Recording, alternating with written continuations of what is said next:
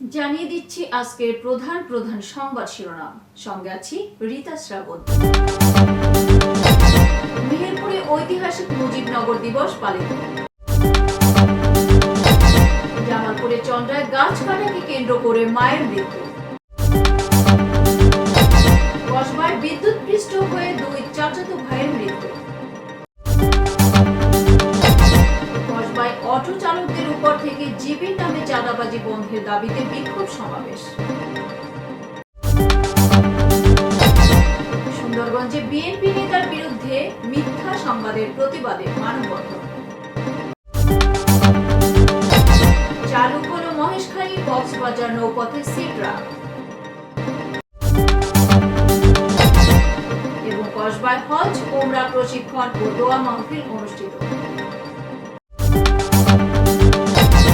শুনছিলেন সংবাদ শিরোনাম। এবার জানিয়ে দিচ্ছি আবহাওয়ার সম্ভাবনার খবর। আগামীকাল সূর্যোদয় 5:31 এবং সূর্যাস্ত 6:23। আজকে দেশের সর্বোচ্চ তাপমাত্রা 29 ডিগ্রি সেলসিয়াস এবং সর্বনিম্ন তাপমাত্রা 10 ডিগ্রি সেলসিয়াস থাকার সম্ভাবনা রয়েছে। আই1 টিভি, সময়ের সাথে আগামীর পথে।